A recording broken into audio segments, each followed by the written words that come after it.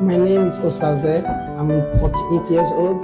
I became an NSPD in 2023 because I was having challenge in my marriage. I got married in 2022. After I married, they said I cannot have my period. I'm maybe menopause. So at 2023, my husband decided to break the marriage. So I started coming to NSPD praying to let God to help me to fix the marriage. Because when it was 6 in 2023, I've not got my period. Then I went to Chukwunya last year, I got my period. So I went back home. So we tried IVF last year. After the IVF, it failed. After the failed IVF, since then we have been trying. I haven't been getting my period. They said I'm already menopause. I cannot do anything about it. So I come to the NSPD and today I was praying and I have a picture with my husband and a twin baby. I'll be praying with the communion. I will write daddy birthday yesterday, 2025. So I'll be feeding communion with it. And I said, God, you're going to give me baby. When my husband turned to 50 years next year, I will be very happy. So this afternoon, when we were praying, I was pressed. So I came with my pregnant test. I said, okay, let me just go and do this test. I went to the bathroom, I did the test, and it come out positive. This is what happened. This is the video of the pregnancy test where I did in the bathroom. So I just tried, and this is what come out this afternoon. So I fainted in the bathroom anyway, but I'm okay. Just want to return the glory to God. Thank you so much. Sorry, I'm agitated. My daughter, Janika, had COVID, and when she caught COVID, it was very, very bad in the sense that she wasn't eating. Every day I would go to see her in Leighton. I would go to the house. She would take half an hour to come down the stairs, and I was bringing her food, I was bringing her medication, and every day I spoke to her on the phone, she was getting weaker and weaker. One day, I just decided that the hospital close to her house was not a very good hospital. I'm going to go and collect her and bring her to my own house so that she can go to the hospital close to my house.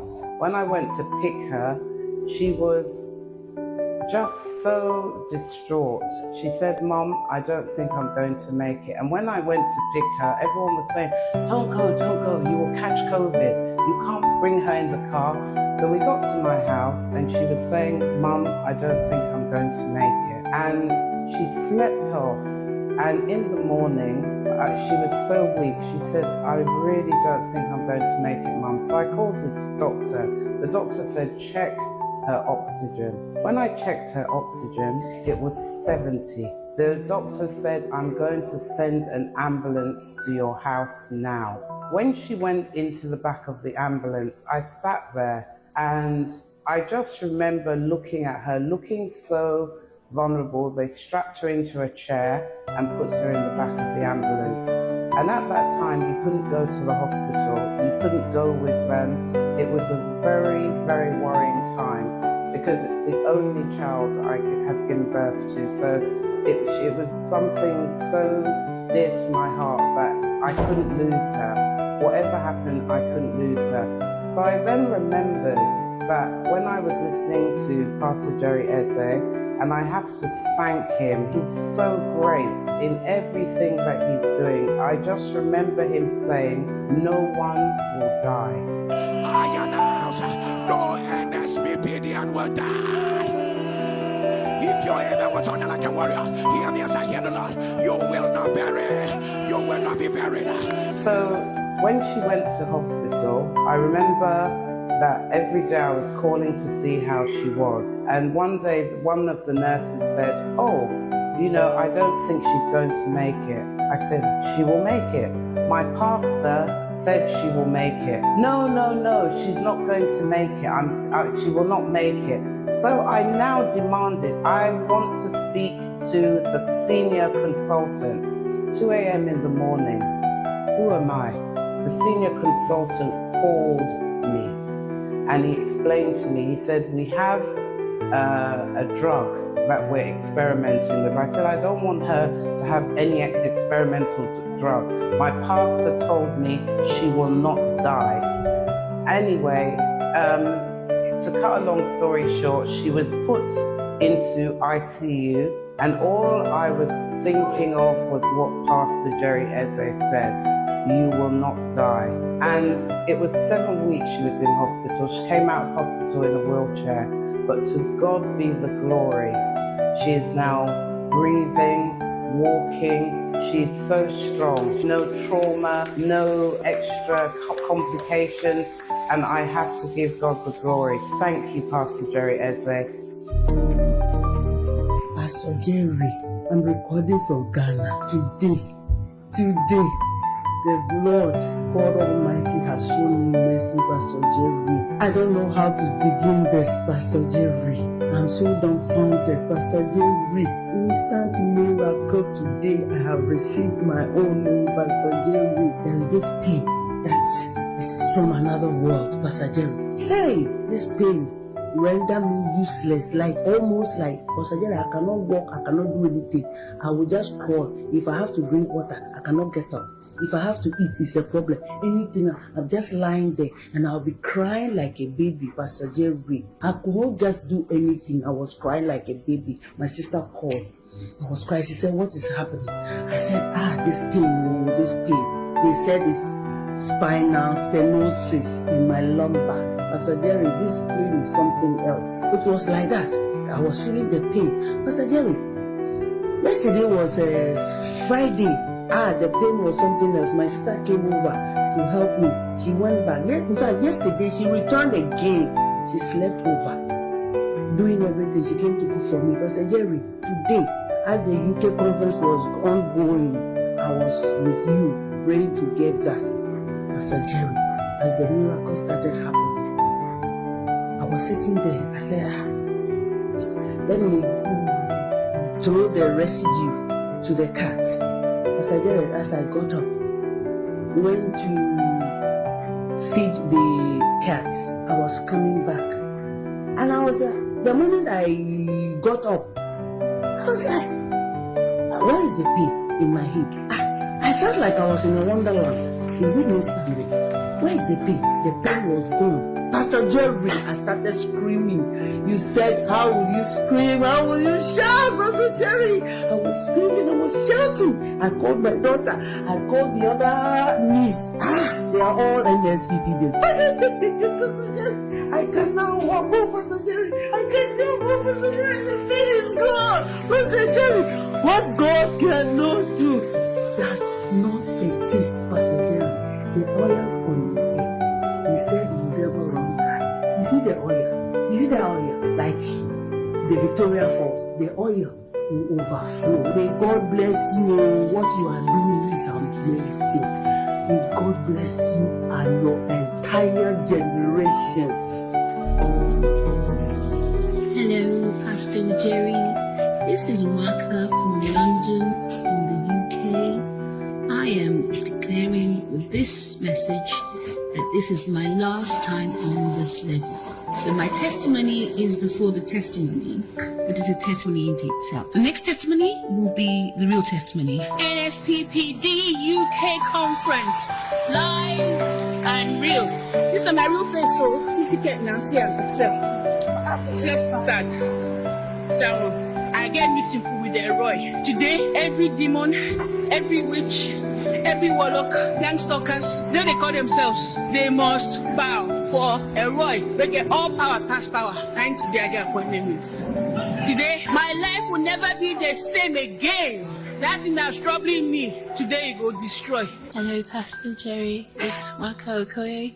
An update on my previous testimony. Today is discharge day. So I'm leaving hospital in a few minutes and I'm going home. And this is my discharge letter. This is it to say that I can go. I escaped a 15-year-old marriage after my husband turned into the occult and my life became very difficult. I ran back out of the country. We lived in Europe and I returned back to the UK and fled to my home where my mom lives. My family had a different opinion. You're a married woman, whatever your husband's doing, you stay there, you work it out, you don't come out. And they didn't really appreciate the difficulty and the danger I was in with the occult practices my husband had began to display. So they gave me an ultimatum to return to my husband's house or to leave the home, so I left home and I had nowhere else to go. I've been married for 15 years. I didn't have a backup. I didn't have a plan. I left. I fled for my life, essentially, as the Lord led me to, actually. And there's a lot to unpack with that, but there's no time in this particular testimony for all that. Came back to London, found myself now homeless on the streets, so I'm sleeping rough in night buses on the streets. I can get some money, I go to a hostel, there might be 24 people in a room, mixed gender, male and female of all ages. It just was not the kind of lifestyle that I was used to. I'd get a job sometimes, my family would go and mess up the job by telling them all kind of things about me, and they would let me go. All this took a toll on my health. I became very ill. Went to hospital one day. I couldn't walk, I couldn't stand, I couldn't carry my weight.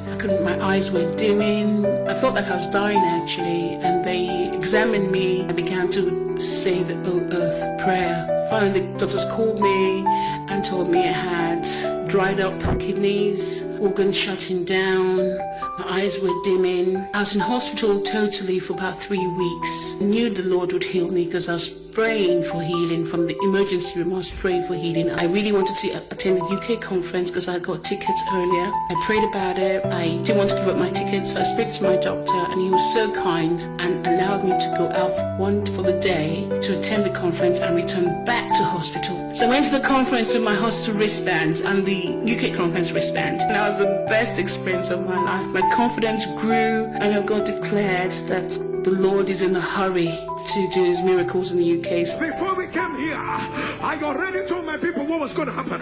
And exactly what I said, people of God, I hadn't even come up. And the miracles were happening everywhere.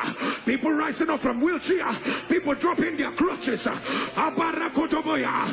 is why I know God is in a hurry. And that is why I know Roy is in a hurry. That is why I know you didn't come for ordinary meeting. So I believe that God is in a hurry to bless us here in the UK. I've got a clean bill of health now. I'm out of hospital now. I'm now in my evidence. The council apologized and given me a place. This is the beautiful place I have. I'm going to show you, do a quick tour. That's my beautiful place.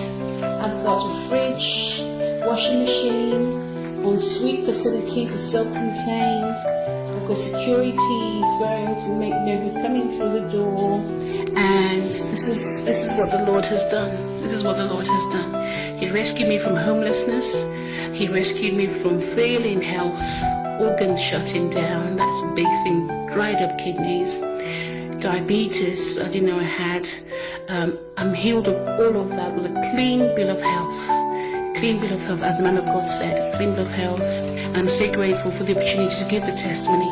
And I'm just saying to you, man of God, God bless you, Pastor Jerry, sir. God bless you. You're truly a prophet, truly a priest, truly an apostle for our time. Thank you for all your labor of love, for your fervent prayers. And thank you, Elroy, for doing this miracle for your daughter. I am truly grateful. I join millions to say that what God cannot do does not exist. My name is Calista Chini and we are recording this video from Belfast, Netherlands, United Kingdom. We've been believing God for the fruit of the womb for the past 9 years and we have been on the altar. So we've seen women give testimonies that they keyed into Papa's birthday declaration and they got their testimony. So I and my husband, we keyed into Papa's birthday 2024 declaration, and Papa declared that he can see babies everywhere. Women believing God for the fruit of the womb, they should receive their baby, they should carry their babies. Whether you have faith or you do not have faith, any woman trusting God for the fruit of the womb, any family where they are saying God, whether you want twins, whether you want triplets, whether you want quadruplets, I don't know the one you want, but angels are here, babies are everywhere, angels are here, babies are, oh my God, the sound of your amen, I announce, carry your babies. And we keyed in and we believed and we carried our babies. In November 2024, I was confirmed pregnant and the journey started there and it was all smooth. On 3rd of July 2025, we welcomed our bundle of joy. Here they are, twin girls, Amarachu and Kamsi Yochu, which means what to ask of the Lord, and God granted it unto us. We have returned to say thank you to Jesus. We have returned to say thank you to Aaron, and we say thank you to Papa for standing in the gap for us. We say may the oil on your head never run dry. We also say once more, happy birthday to you. May they pray, may they shield. Thank you so much, Papa. Thank you for all you do for your people. Thank you for always standing in the gap for your people. Thank you for always coming back strong every now and then on the altar. Thank you, sir. We wish you all the best. Happy birthday, sir. Happy birthday. Thank you, sir. Somebody say